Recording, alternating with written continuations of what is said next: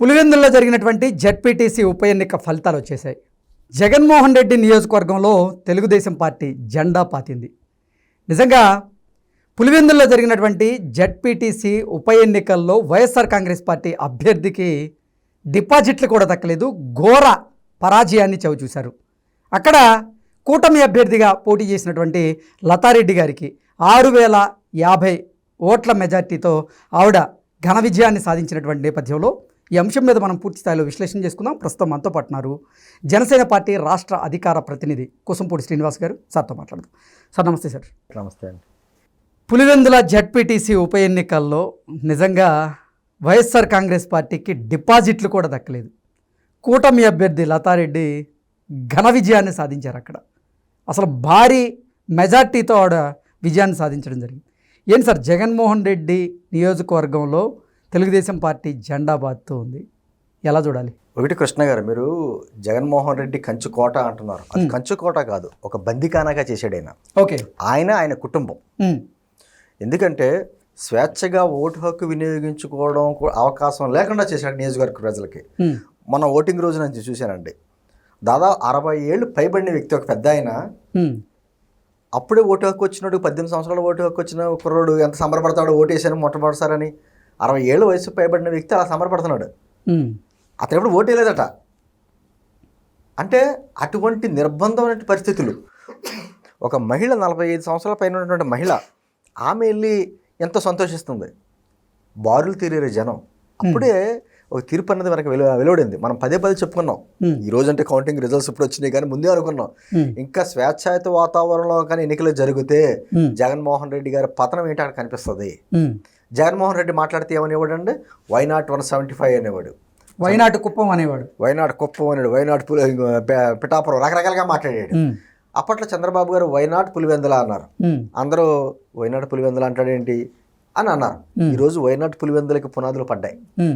ఎందుకంటే ఇందానే చెప్పినట్టు అక్కడ ఒక విధమైనటువంటి వాతావరణం, దశాబ్దాలుగా ఆ కుటుంబాలను ఒక భయంతోటో బయటకు వస్తే ఓటేస్తే ఎటువంటి పరిస్థితులు ఏర్పడతాయో, అంటే ఒక విధమైన స్వేచ్ఛత వాతావరణం లేదు. ఎలక్షన్స్ జరిగాయి, ఎలా జరిగాయి? అన్ని ఏకగ్రీవాలు. ఆ ఏకగ్రీవాలు ఎలాగా? బలవంతంగా ఏకగ్రీవాలు. నేను అంటుంది, ఇప్పుడు జగన్మోహన్ రెడ్డి గారు ప్రెస్ మీట్ పెట్టి నిన్న అనేక మాటలు మాట్లాడాడు. ప్రజాస్వామ్యం ఖూనీ అయిపోయింది, ఒక్కొక్క మనిషికి ఒక్కొక్క రౌడీని పెట్టారు, అసలు మాకు ఏజెంట్లు లేరు. మళ్ళీ వాళ్ళ పేపర్లు ఎవరు రాస్తారో మా ఏజెంట్లు బెదిరించారంటారు. జగన్మోహన్ రెడ్డి వచ్చి అసలు మాకు ఏజెంట్లే లోపలికి వెళ్ళలేవడదు అంటారు. ఈ రోజున నేను సోషల్ మీడియాలో కూడా చూశాను, ఆ ఓట్ల లెక్కింపులో స్లిప్ వచ్చిందట.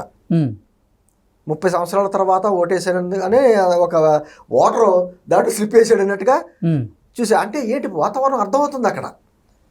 మీకు 1983 తర్వాత ఎన్టీ రామారావు గారు వచ్చిన తర్వాత అక్కడ అనేక సందర్భాల్లో తెలుగుదేశం పార్టీ కాంగ్రెస్ పార్టీ పోటాపోటీగా ఉండి, కానీ కాస్త కోస్త ఆధిపత్యం కాంగ్రెస్ పార్టీ చూపించేది. ఎందుకు? వైఎస్ఆర్ గారి ప్రభావం ఉండేది. అటువంటి వైఎస్ఆర్ గారే 96లో ఆయన ఎంపీగా కంటెస్ట్ చేసినప్పుడు 5445 ఓట్లతోటి చావు తప్పి కన్నులట్టపోయాడు. కంచుకోట్లనే మాటలు వద్దండి, ఎక్కడా కంచుకోట్లు ఉండవు. ఇది ప్రజాస్వామ్య దేశం, రాచరిక వ్యవస్థ కాదు. మొన్న ఇన్ని దశాబ్దాలుగా అక్కడ రాయలసీమలో వాతావరణం ఏంటంటే, ఏదో కొన్ని కుటుంబాలకి వాలిపోయి చాలామంది ఉండేవారు. కొన్ని కుటుంబాల చేతుల్లోనే ఆధిపత్యం అంతా ఉండేది, వ్యవస్థలన్నీ ఉండేవి, వాళ్ళ పాలన అంతా వాళ్ళ చేతిలో ఉండేది, గన్నులు ఇటువంటివి అన్నీ కూడా వాళ్ళ చేతిలో ఉండి, అందుకని తప్పని పరిస్థితుల్లో బతకడానికే ప్రజలు అటు వాలేవారు. భయాందోళన ఉండి ఫ్యాక్షనిజం ఉండేది. కానీ ఇప్పుడు మార్పు వచ్చింది కృష్ణ గారు. అక్కడ ఉన్నటువంటి యువతలో మార్పు వచ్చింది.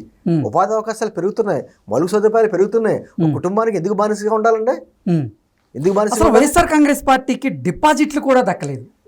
వైఎస్ఆర్ కాంగ్రెస్ పార్టీ అభ్యర్థికి 685 ఓట్లు మాత్రమే పడ్డాయి. నేను అంటానంటే వాళ్ళ పేపర్లు ఎవరు రాశారు తెలుసా? సిరా చుక్క సిగ్గుపడిందంట. సిరా చుక్క సిగ్గుపడింది అంటున్నాడు. మేము అంటున్నాం సిరా చుక్క మీసం మెలేసింది, మీసం మెలేసింది సిరా చుక్క. ప్రజాస్వామ్యబద్ధంగా చేశారు. 685 ఓట్లు. మాట్లాడితే ఏమంటాడండి ఈయన? కేంద్రం నుంచి మిలిటరీ బలగాలు దింపి మళ్ళీ ఎలక్షన్స్ పెట్టాలి అక్కడ అంటున్నాడు. మేము కూడా ఛాలెంజ్ చేస్తున్నాం కూటమి తరఫున. మీరు 11 నియోజకవర్గాల్లో మీతో సహా 11 మంది జగన్మోహన్ రెడ్డి గారు రాజీనామా చేయండి. ఆ 11 నియోజకవర్గాల్లో కేంద్ర బలగాలను పెట్టే మళ్ళీ ఎలక్షన్లు పెడదాం, గెలబట్టి చూద్దాం ఈసారి. అది కదా గెలుపంటేనే. అంతేగాని ఒక జడ్పీటీసీ మాట్లాడితే ఉంటాడు, జడ్పీటీసీ గురించి వాళ్ళు వచ్చారు వీళ్ళు వచ్చారంటే మరి ఎక్కడో ఉన్నటువంటి గోరంట్ల మాధవ లాంటి వాళ్ళు పక్క నియోజకవర్గాల్లో ఎందుకు వచ్చారు? నీ నియోజకవర్గం నీ ఇలాఖా అని చెప్పుకుంటావు. నువ్వు ఎమ్మెల్యే, పులివెందుల ఎమ్మెల్యే, నీవు ఎమ్మెల్యేగా ఉన్నటువంటి ప్లేస్లో ఒక జడ్పీటీసీ కోల్పోయినందుకు నిజంగా నువ్వు సిగ్గుతో రాజీనామా చేయాలి. రాజీనామా చేసి అప్పుడు మళ్ళీ వెళ్ళాలి అవసరమైతే ఎలక్షన్స్కి. అది మానేసి శాపనార్థాలు. నేను శాపనార్థాలు చూశారు కదా కృష్ణ గారు. సర్వసంగ పరిత్యాగులు, ఇహలోక బాంధవ్యాలని వదిలేసుకున్న వ్యక్తులు, అటువంటి వ్యక్తులు చేస్తారు చూసారా. ఇటువంటి ఆశలో లేనటువంటి వ్యక్తులు యోగి ఒక జగన్ బాబా అవతారం ఎత్తినట్టుగా ఎత్తినా ఈయన వచ్చి కృష్ణారామ అంట ఉండాలి కదా అని చెప్పేసి అని చంద్రబాబు గారిని లేకపోతే నరకానికి పోతాం ఇటువంటి శాపనాకారాలు అన్నీ పెడతాడంటే నువ్వు ఏమన్నా బాలా కుమారుడువా? నువ్వు ప్రభుత్వ ఉద్యోగం కానీ అయ్యుంటే ఇంకో 3-4 సంవత్సరాలు రిటైర్ అవుతావు. నిజంగా గవర్నమెంట్ ఉద్యోగంలో ఉండుంటే నువ్వు ఇంకో 3-4 సంవత్సరాలు రిటైర్ అవుతావు. అది నీ వయసు. నువ్వు ఏదో బాలా కుమారుల్లాగా శాపనాగారాలు ఎవరిని శాపనాగాలు పెడుతున్నావు? ప్రజలు శాపనాగాలు పెడుతున్నావా? ఓట్లేసిన ప్రజలని అక్కడ బారులు తీరిన ప్రజలు ఎక్కడ గతంలోనే ఎటువంటి నిర్బంధాలు లేకుండా శాశ్వతంగా వెళ్ళారు కదా. ఎలక్షన్ కమిషన్ కావచ్చు, పోలీస్ యంత్రాంగం కావచ్చు, అక్కడ ఎంత పకడ్బందీగా ఏర్పాట్లు చేసిందండి. అదన్నీ కళ్ళ ముందు కనపడుతున్నప్పుడు అతను తట్టుకోలేకపోతున్నాడు. అంటే పులివెందుల ప్రజల మనస్తత్వం ఏంటన్నది ఆంధ్రప్రదేశ్ ప్రజలందరికీ తెలిసింది. మొన్నటిదాకా మీరు అన్నట్టుగానే మలాంటి అందరూ అనుకున్నట్టుగానే అది ఏదో జగన్మోహన్ రెడ్డి గారి ఇలాఖా వాళ్ళ కంచుకోట అనుకున్నాం. అది కంచుకోట ఏం కాదు, కంచుకోట బదలగొట్టారు పులివెందుల ప్రజలు. మేము మార్పు కోరుకుంటున్నాం, అభివృద్ధి కోరుకుంటున్నాం అనేది చూపించారు. ఓకే, నేను అంటుంది అది ఎప్పుడు మాయ మాటలతోటో లేదా భయపెట్టో ప్రజాస్వామ్యంలో గెలవాలంటే కుదరదు. జగన్మోహన్ రెడ్డి గారిని అదే మొన్న 2024 ఎలక్షన్స్లో కూడా కొంత అనుమానాలు ఉన్నాయి. అది భయంతో కొంతమంది వేసి ఉంటారు. అది వచ్చిన వాళ్ళు కనీసం 11 సీట్లనే వచ్చినాయి. నేను అంటుంది నిజంగా నీకు చిత్తశుద్ధి ఉండి నిజంగా నీకు ప్రజాబలం మీద ఉందనుకుంటే, లేదు కూటమి ప్రభుత్వం మీద మీరు పేపర్లు రాస్తున్నారు కదా శాంతి భద్రతలు లేవు లేకపోతే ఇక్కడ అభివృద్ధి లేదు అని మాట్లాడుతున్నారు కదా, నిజంగా అదే నిజమో అనుకుంటే రాజీనామా చేసి 11 నియోజకవర్గాల్లో ప్రజాస్వామ్యబద్ధంగా కేంద్ర బలగాలను కోరదాం. నువ్వు ఎలక్షన్స్కి రా, నిరూపించు, నువ్వు ఎమ్మెల్యే అవ్వ చూద్దాం. అది ఛాలెంజ్ అంటే. అంతే తప్ప ఇలా శాపనార్థాలు పెట్టి ఏదో మాట్లాడితే చంద్రబాబు గారు వయసు గురించి మాట్లాడతాడో లేకపోతే పవన్ కళ్యాణ్ గారి పెళ్లి గురించి మాట్లాడతాడు. అలా మాట్లాడినందుకే కదా ప్రజలు 151 నుంచి 11కి ఇచ్చారు. నీ మాటలో పవర్ అంత పవర్ ఉంటే వైనాట్ 175 అన్నావు, కనీసం వైనాట్ 150 అని వస్తే బాగుండు. నీకున్న 151లో నుంచి 11 స్థానాలకు వచ్చినాయి. అది నీ నోటి పవరు. ఇంకా ఎందుకు శాపనార్థాలు? నేను అంటుంది కృష్ణ గారు, ఒకటి గెలిపోవటంలో సహజం, కానీ ప్రజలు ఇచ్చినటువంటి తీర్పుని చూసారా, మామూలుగా కొట్టలేదండి. అది అదేదో కొట్టుడు అంటారు చూసారు, ఏదో సినిమాలో డిపాజిట్లు కూడా దక్కకుండా కొట్టడం అంటే ఇదే ఎవరో డ్రమ్స్ కొడతారు, అతని పేరేండి, అతను డ్రమ్స్ కొట్టినట్టు శివమణి డ్రమ్స్ కొట్టినట్టు కొట్టినట్టు అంటారు చూసారా, సినిమాలో డైలాగులు ఉంటాయి. అలా కొట్టారు పులివెందుల ప్రజలు.